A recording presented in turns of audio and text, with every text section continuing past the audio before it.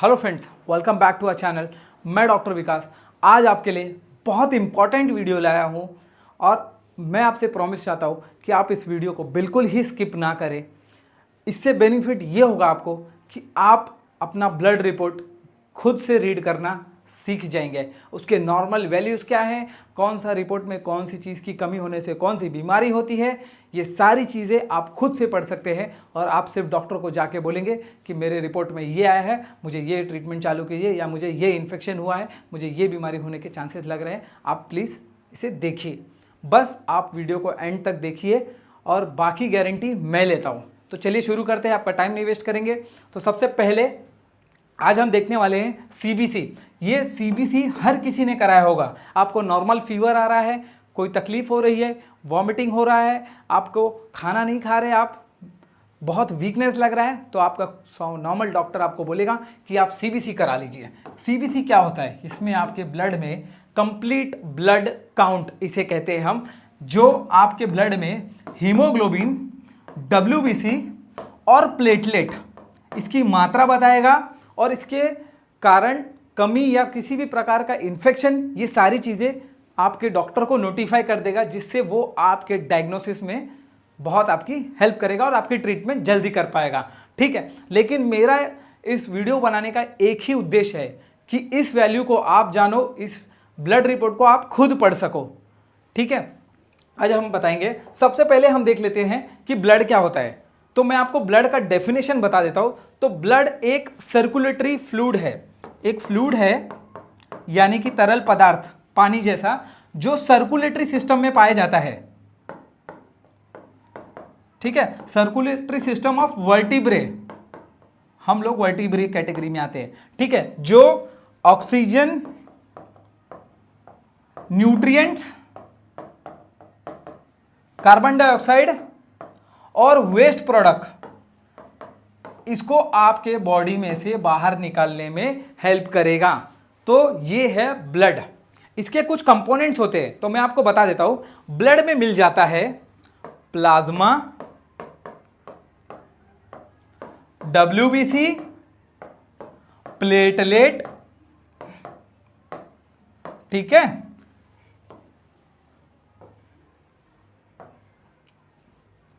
और आरबीसी।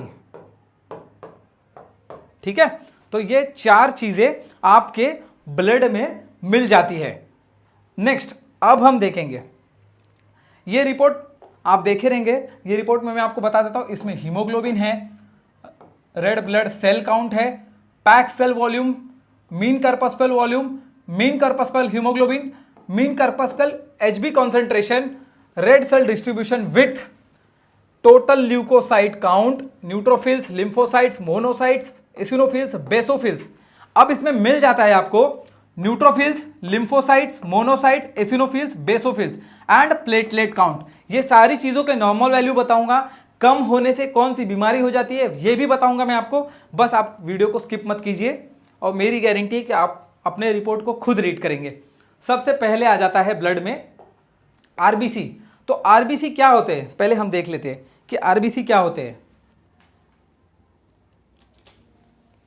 तो आरबीसी ये होते हैं, ये एक बैग होते हैं। ठीक है, अभी आप देख रहे हैं ये ऐसे एक बैग होते हैं। फाइन, ये बैग्स होते हैं। जैसे आपके घर पे मिल्क आता है बैग में आता है, आप जूस पीते हो पाउच में आता है। ठीक है, सेम ऐसे ये बैग्स होते हैं जो हीमोग्लोबिन को कैरी करते हैं। ठीक है, ब्लड के अंदर हीमोग्लोबिन इसके अंदर पाया जाता है। इसके अंदर हीमोग्लोबिन है। ठीक है, ये छोटे छोटे हीमोग्लोबिन क्या करेंगे, ऑक्सीजन को बाइंड कर लेंगे। ठीक है, और ऑक्सीजन को कैरी करेंगे। तो आरबीसी क्या है? आरबीसी बैग है, ये बैग है, थैली है। ठीक है, सिंपल भाषा में एकदम बोलूंगा मैं। आरबीसी कहां प्रोड्यूस होता है? तो आरबीसी आपका प्रोड्यूस हो जाता है बोन मैरो में। ठीक है, ये बोन मैरो में, ये बोन मैरो में प्रोड्यूस होता है। ठीक है, तो ये आरबीसी प्रोड्यूस होता है बोन मैरो में। टोटल आरबीसी का जो काउंट होता है वो 2.5 ट्रिलियन होता है, टोटल आरबीसी। ओके, आप देख लीजिए ठीक से। अब इसका फंक्शन मैं आपको बता देता हूं रीड करके। तो आरबीसी क्या करता है, carry oxygen from the lungs and deliver to the other part of our body. उसके बाद ये क्या करेगा, carry carbon dioxide away from the tissues and towards the lung, ठीक है, determining a person's blood type, ठीक है। तो ये आरबीसी का फंक्शन है। अब आरबीसी की नॉर्मल काउंट क्या है, 4.5 से 5.5 मिलियन, ठीक है। अगर ये आरबीसी बढ़ जाता है तो इसको बीमारी कहते हैं पॉलीसाइथेमिया, ठीक है। आरबीसी का काउंट आपके ब्लड में बढ़ गया, आपको पॉलीसाइथेमिया हो जाएगा। अगर ये आरबीसी कम हो जाएगा तो हो जाएगा अनीमिया, यानी कि खून की मात्रा कम, अनीमिया। समझ गए आप आरबीसी का रोल, ठीक है। नॉर्मल वैल्यू 4.5 से 5.5 मिलियन है, पॉलीसाइथेमिया हो जाएगा अगर बढ़ जाएगा तो, और अगर कम हो जाएगा तो अनीमिया हो जाएगा। नेक्स्ट अब हम देखेंगे हीमोग्लोबिन, ठीक है। अब हीमोग्लोबिन क्या है, हीमोग्लोबिन आरबीसी के अंदर है, यानी कि आरबीसी के सतह पे रहता है, ठीक है। इसके अंदर बहुत सारे आपको हीमोग्लोबिन मिलेंगे। फाइन, ये हीमोग्लोबिन ऑक्सीजन के साथ बाइंड हो जाएगा, कैरी कर लेगा उसको, फाइन। उसके बाद ये कार्बन डाइऑक्साइड को आपके बॉडी में से, मतलब ये ऑक्सीजन को ये करेगा, बॉडी के टिश्यू के पास लेके जाएगा और कार्बन डाइऑक्साइड को बाहर निकाल देगा, ठीक है। तो मेन काम है हीमोग्लोबिन का ये, जो कि एक प्रोटीन है present in RBC which carries oxygen and removes carbon dioxide, ठीक है। तो इसमें मैंने जो लिखा है, transporting oxygen from the lungs to the tissues and facilitating to return the transport of carbon dioxide. Next अब हम देखेंगे नॉर्मल रेंज क्या है आरबीसी का। तो नॉर्मल रेंज आरबीसी का फीमेल में होता है 12 से 16, ठीक है। ये 12 से 16 होता है, मेल में 14 से 16 तक होता है, ठीक है। अगर आरबीसी बढ़ जाएगा तो क्या होगा, पॉलीसाइथेमिया हो जाएगा। तो आप बोलोगे अभी कि हीमोग्लोबिन बढ़ गया था तो भी हीमोग्लोबिन अगर आपका बढ़ जाता है तो आपको पॉलीसाइथेमिया होता है, और अगर हीमोग्लोबिन कम हो जाता है तो सेम अनीमिया होता है। बट आरबीसी में भी यही है, अगर आरबीसी बढ़ जाएगा तो पॉलीसाइथेमिया हो जाएगा, और हीमोग्लोबिन कम हो जाएगा तो आरबीसी कम हो जाएगा, और हीमोग्लोबिन कम होगा तो अनीमिया ही होगा। बिकॉज आरबीसी बैग है, हीमोग्लोबिन बैग के अंदर का मटेरियल है, ठीक है। इसलिए दोनों के कम होने से सेम बीमारी होती है। नेक्स्ट अब देखेंगे पीसीवी। पीसीवी क्या होता है, पीसीवी होता है पैक सेल वॉल्यूम, ठीक है, यानी कि परसेंटेज ऑफ आरबीसी इन, ठीक है। तो ये क्या करेगा, नीड ऑफ, यानी कि आपके ब्लड में आरबीसी की परसेंटेज कितनी है, ठीक है।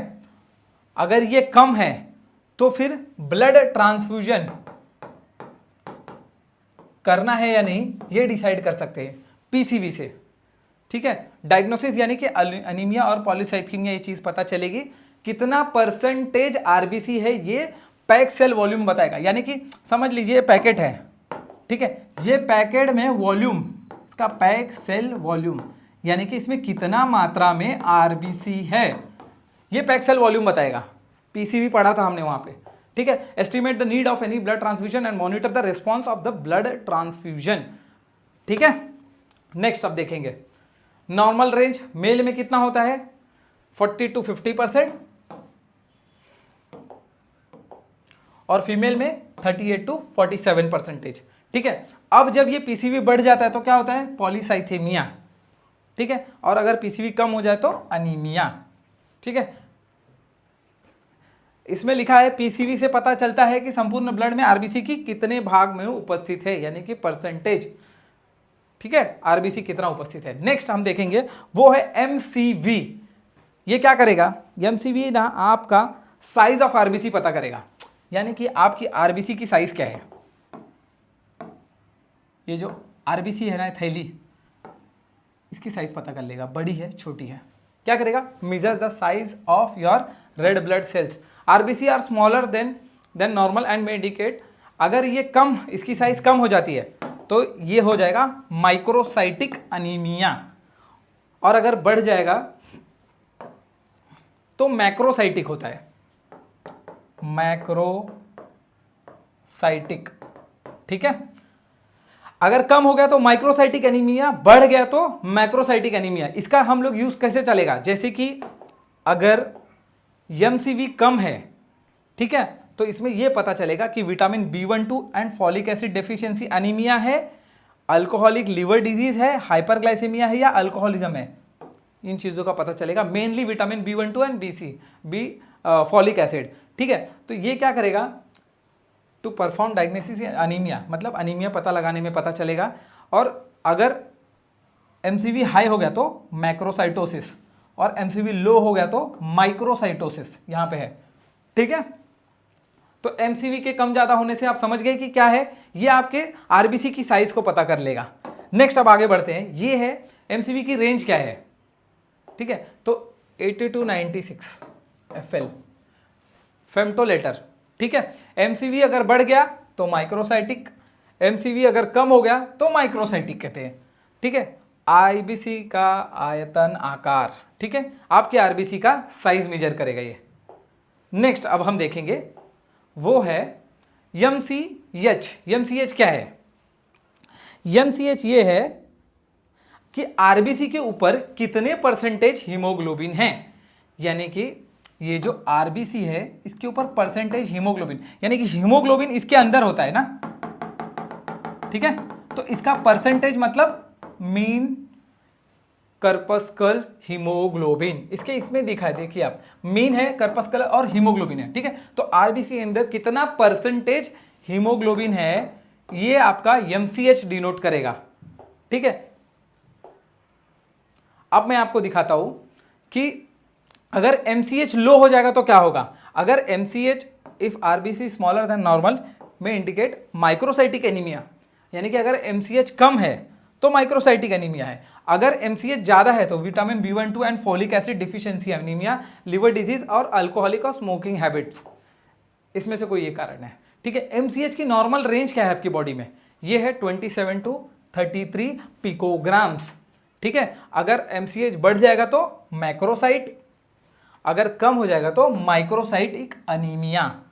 ठीक है, अब इसमें डिफिनेशन भी यहां पे हिंदी में भी दिया हूं, MCH आरबीसी के ऊपर कितने परसेंटेज हीमोग्लोबिन प्रेजेंट है ये डिनोट करता है। ठीक है, MCH आरबीसी के ऊपर परसेंटेज हीमोग्लोबिन डिनोट करता है। ठीक है, अब नेक्स्ट देखेंगे RDW, यानी कि red blood cell distribution wide. ठीक है, ये क्या मेजर करेगा, RDW मेजर करेगा the range of variation of red blood cell volume that is reported. ठीक है, यानी कि difference in the volume and the size of your red blood cells. ठीक है, अब ये क्या करेगा, माइक्रोसाइटिक एनीमिया, अगर ये कम हो गया तो माइक्रोसाइटिक एनीमिया हो जाएगा, और अगर ये बढ़ गया तो देखिए आप यहां पे इसका नॉर्मल रेंज है 11 to 14%। ठीक है, रेड डिस्ट्रीब्यूशन वॉल आरबीसी के आकार और संख्या में परिवर्तन हुआ है ये डिसाइड करता है। ठीक है, नेक्स्ट अब हम जो देखेंगे वो है WBC। WBC सबने ही सुना होगा। अच्छा, WBC क्या होता है, वाइड ब्लड सेल। ठीक है, ये वाइड ब्लड सेल्स आपके बॉडी में डिफेंस मैकेनिज्म का काम करते हैं। ठीक है, जैसे मोदी जी बॉर्डर पे आर्मी हमारी डिफेंस है, ये जो आर्मी है ये हमारी डिफेंस है इंडिया का। ठीक है, तो ये जो WBC है ये आपके बॉडी का डिफेंस है, ये आपके पूरे बॉडी का डिफेंस मैकेनिज्म है। ठीक है, तो ये जो आपकी बॉडी है इसका डिफेंस मैकेनिज्म WBC है। ठीक है, ये लड़ाई करेगा पहले किसी भी प्रकार का इन्फेक्शन हो गया, अगर WBC लो है तो किसी प्रकार का इन्फेक्शन है, और अगर WBC हाई है तो किसी का प्रकार का इन्फ्लेमेशन या इन्फेक्शन है बॉडी में।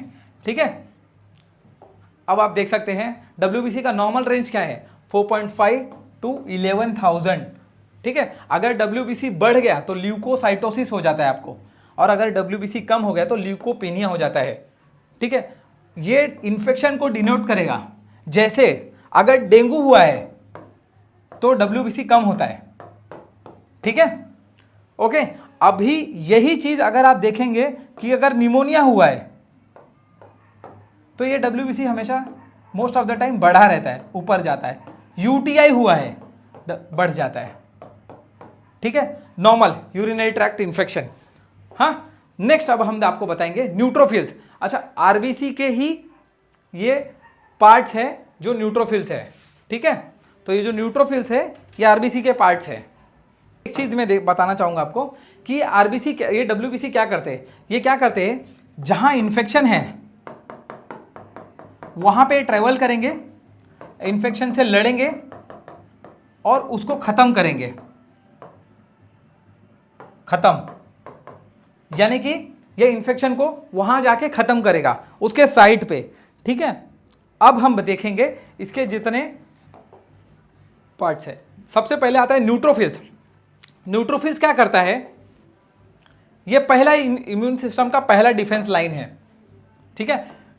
Type of blood cells leukocytes that acts on your immune system first line of defence, ठीक है। ये फर्स्ट लाइन ऑफ डिफेंस है, ठीक है। Your body will have harder time for fighting infection.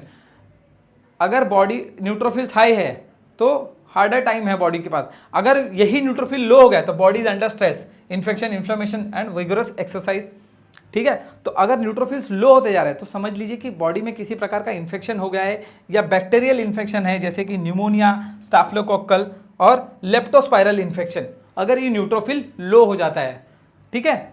Next, इसका normal range है 2000 से 7000 cubic metre. अगर ये न्यूट्रोफिल बढ़ गए तो आ जाता है बीमारी न्यूट्रोफिलिया, और अगर ये कम हो जाता है तो बीमारी हो जाती है न्यूट्रोपेनिया, ठीक है। किसी भी प्रकार के इन्फेक्शन में न्यूट्रोफिल बढ़ जाएगा, ठीक है। नेक्स्ट आ जाता है, अगर न्यूट्रोफिल हाई है इंक्लूडिंग बैक्टीरियल इन्फेक्शन, कैंसर और blood lymphatic system, auto immune system, ongoing chronic swelling और इरिटेशन। यानी कि तो मैंने आपको बता दिया है कि अगर न्यूट्रोफिल हाई है तो किसी प्रकार का स्वेलिंग है, इन्फेक्शन है, बैक्टीरियल इन्फेक्शन है, ठीक है। और अगर लो है इसका मतलब बॉडी स्ट्रेस के अंदर है, ठीक है, विगरस एक्सरसाइज वगैरह कर रहे हैं, या तो फिर बैक्टीरियल इन्फेक्शन लाइक न्यूमोनिया और स्टैफिलोकोकस में ये लो हो जाता है। नेक्स्ट जो है वो है लिम्फोसाइट्स। लिम्फोसाइट्स क्या करेगा, ये लिम्फ नोड्स की जगह काम करता है, ठीक है। लिम्फ नोड्स क्या करता है, किसी भी कहीं पे भी अगर इन्फेक्शन हुआ तो वहां स्वेलिंग हो जाती है, लिम्फ नोड एनलार्ज हो जाएगा, ठीक है। वहां वो फाइट करेगा और उसके बाद जब इन्फेक्शन कम हो जाएगा तो जो आपका इन्फेक्शन लिम्फ नोड है वो स्वेलिंग कम हो जाएगी, मतलब इतना स्वेल हो जाएगा लिम्फ नोड, और जब इन्फेक्शन कम हो जाएगा तो लिम्फ नोड छोटे छोटे हो जाएंगे, ठीक है। तो ये डिफेंस के मैकेनिज्म के काम करते हैं। नेक्स्ट अब हम देखेंगे लिम्फोसाइट की रेंज क्या है। लिम्फोसाइट की रेंज है 1000 से 3000 क्यूबिक mm, ठीक है। अब लिम्फोसाइट अगर बढ़ गया तो हो जाएगा लिम्फोसाइटोसिस, और अगर कम हो गया तो लिम्फोसाइटोपेनिया हो जाएगा आपको, ठीक है।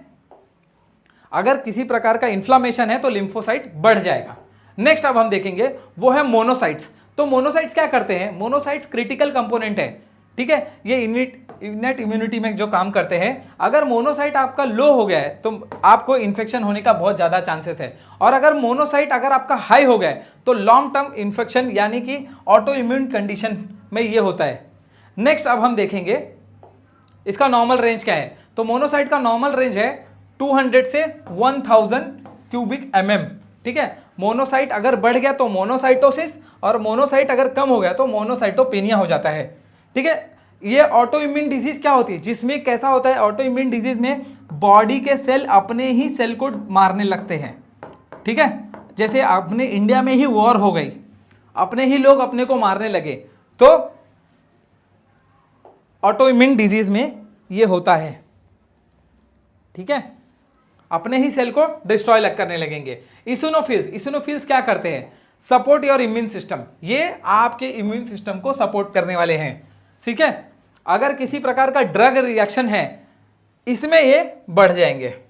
समझ लो किसी प्रकार का आपको इन्फेक्शन हो गया, आपने कोई फूड खाया, खाना खाया जिससे आपको एलर्जी हो गई, ठीक है, तो इसिनोफिल्स आपके हाई रहेंगे, तो आप समझ जाना कि इन्फेक्शन हो गया कोई प्रकार का, ठीक है। और जो लास्ट है वो मैं आपको बताना चाहूँगा वो है बेसोफिल्स, ठीक है। तो बेसोफिल्स क्या करते हैं, ये बेसोफिल्स जो यहाँ पे दिए गए हैं, यहाँ पे आप देख सकते हैं, ये जो बेसोफिल्स होते हैं, बेसोफिल्स, ठीक है, ये बेसोफिल्स जो होते हैं ये आपके बॉडी में किसी भी पार्ट ऑफ एलर्जिक रिएक्शन को डिटेक्ट करते हैं और उसको डिस्ट्रॉय कर देते हैं। ठीक है, ये हिस्टामाइन को रिलीज करते हैं। ठीक है, हिस्टामाइन रिलीज कर देंगे। ठीक है, ओके, अस्थमा वगैरह में ये बढ़ जाते हैं। नेक्स्ट जो लास्ट चीज है मैं आपको यहीं पे दिखाऊंगा, प्लेटलेट काउंट, जिसका नॉर्मल रेंज है 1.5 लाख से 4.5 लाख। 1.5 लाख से 4.5 लाख। ठीक है, तो ये अब आपके बॉडी के प्लेटलेट काउंट है। अगर प्लेटलेट कम होगा तो ब्लीडिंग होने लगेगी, क्लॉट नहीं होगा।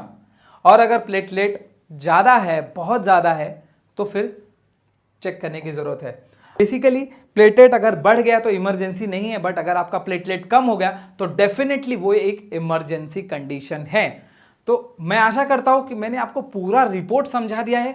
अगर आपको नहीं समझ में आ रहा तो आप इस वीडियो को वापस एक बार प्ले कीजिए और मैं 100% गारंटी लेता हूं कि आपको आपका रिपोर्ट रीड करना आ जाएगा और आप दूसरों के रिपोर्ट समझ सकते हैं। आप अपनी बॉडी के किसी भी बीमारी को पहचान सकते हैं और आप इतने सक्षम हो जाएंगे कि आप अपने डॉक्टर को खुद बोलेंगे कि मेरे बॉडी में इन्फेक्शन हो गया है, एलर्जी हो गई है, या किसी प्रकार का मेरा ऑटो इम्यून काम नहीं कर रहा है, अस्थमा हुआ है, इसिनोफिलिया हुआ है मुझे। ये सारी चीज़ें आप जान सकते हैं। मेरा वीडियो बनाने का एक ही उद्देश्य है कि नॉर्मल लोगों तक बेसिक चीज़ें पहुँचे, बेसिक नॉलेज हो उनके पास, ताकि वो अपने रिपोर्ट्स खुद पढ़े, अपने मेडिसिन के बारे में जानकारी रखे, कौन सी मेडिसिन क्यों खा रहे हैं और कितने बार खा रहे हैं, डोज सही है या नहीं, इसका इंडिकेशन सही है या नहीं। बस इससे ज़्यादा मेरा कोई उद्देश्य नहीं है। ठीक है, मैं आशा करता हूँ ये मेरा वीडियो आपके लिए बहुत हेल्पफुल हुआ होगा। टिल देन के लिए बाय, नेक्स्ट टाइम मिलेंगे नए वीडियो के साथ। Bye bye, take care.